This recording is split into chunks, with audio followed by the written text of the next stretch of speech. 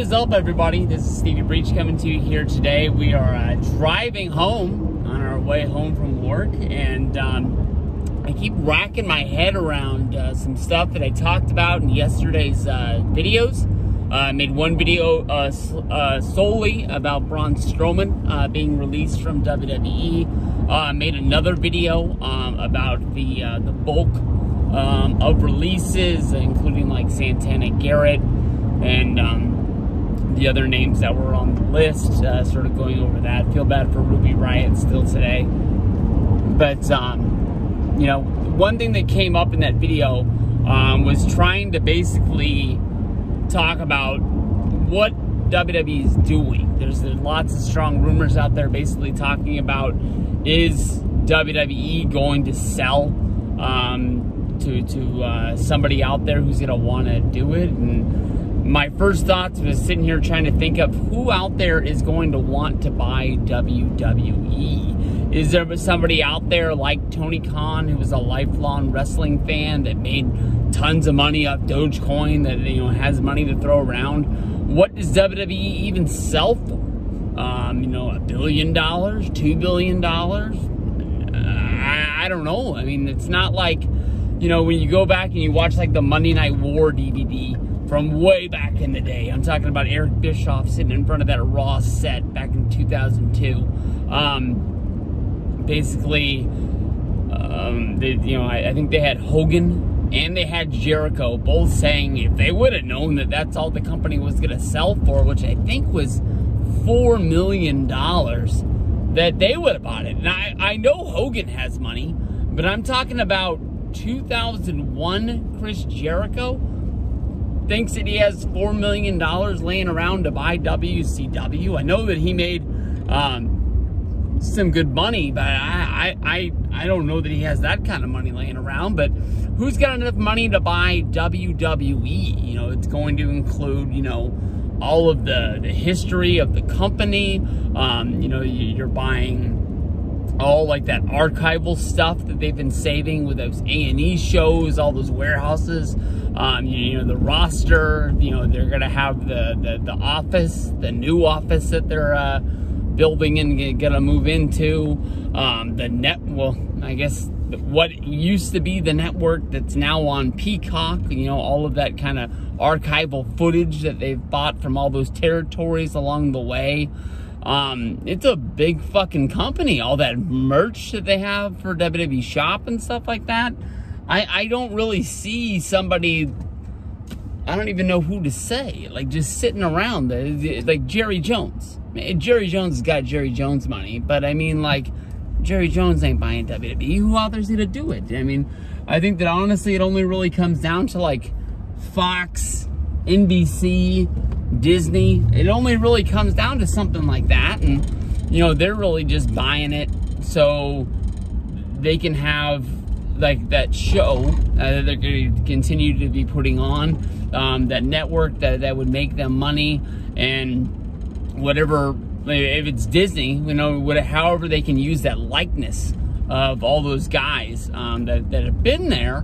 You know, if it's Disney, are we gonna get WWE Land, you know, in Orlando or LA? You know, you'd be riding the WWE body slam roller coaster, you know, getting your pictures taken with fake Roman Reigns and fake John Cena, some dude in a muscle outfit with the fake tattoos on the arms or something like that. It's definitely, it's weird to think about that they would even sell to somebody. Of course, you know, in my lifetime, ECW basically closed up because they ran out of money, went into bankruptcy.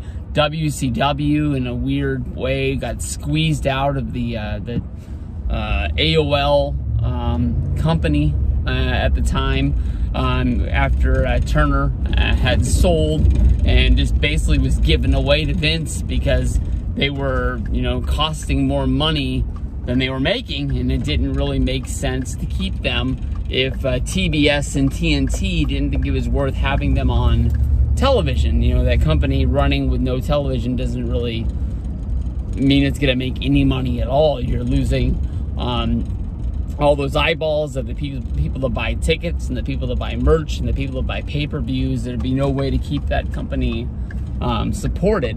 TNA, I guess that company traded hands a couple times with, you know, Jarrett selling it to Dixie Carter selling it to Billy Corgan, and then basically getting it taken back.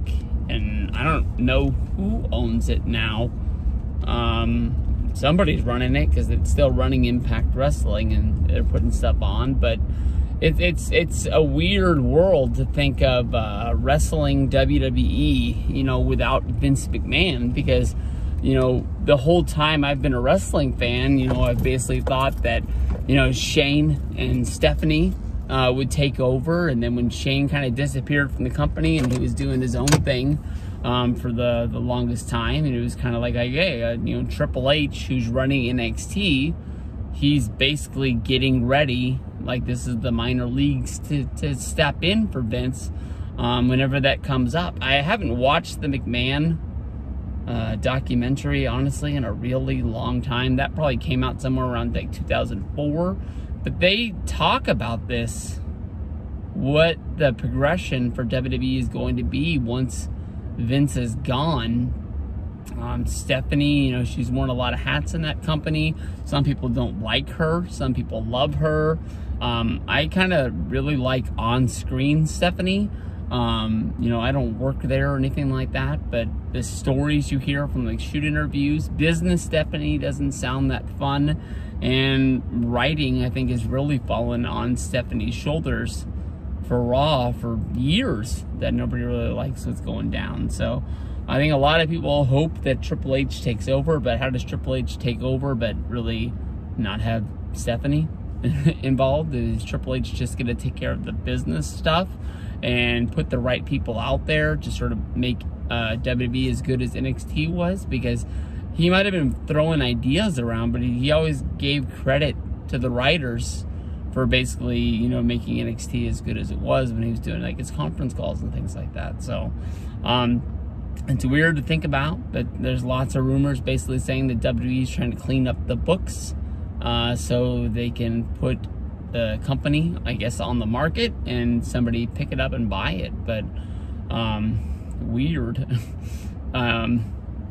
I don't even know what to think of it. But the only thing that kind of relates is when, like, Disney bought Marvel, when Disney bought Star Wars, and you know, they were sort of looked at as big acquisitions to bringing them in, and it made sense. WWE wrestling has always been looked at as kind of like a comic book or a cartoon, basically played out like a sporting event. So in my mind, it doesn't really go hand in hand with the Disney princesses and Mickey Mouse and stuff like that. But then again, if you were to ask me as a kid if I'd be walking around and, you know, one minute I can see Goofy and Chip and Dale, and then the next minute I can see like Iron Man, and that really doesn't really make sense either. So I think it's just a progression of, you know, even though it's a current day topic, somebody out there wanting to pick up WWE, and in my opinion, I hope they can really play off what WWF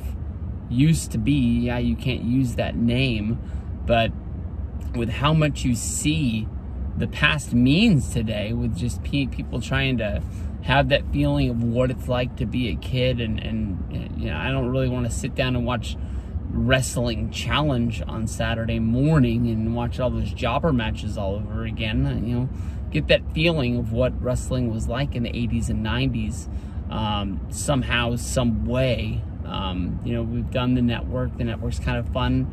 At times I watch it a lot. At times I don't really watch it that much. 24/7 was kind of the same thing. There was months the cable bill came, and there it was down on the bottom, even though it was like $5 or $6. It was like, shit, I just forgot about it. To me, that was like the kind of like the first ever subscription-based thing. It was like Netflix before Netflix was cool. It was just on the cable box, you press a button, and you're watching the Saturday Night's Main Event. The only problem was that they would change things every 2 weeks, or they would change things every month, but it might not have been stuff that you wanted to watch. They didn't give you everything. They just gave you what they wanted to give you. So, I don't know. Not much in this video, guys, but I don't know what the hell's going on with wrestling these days.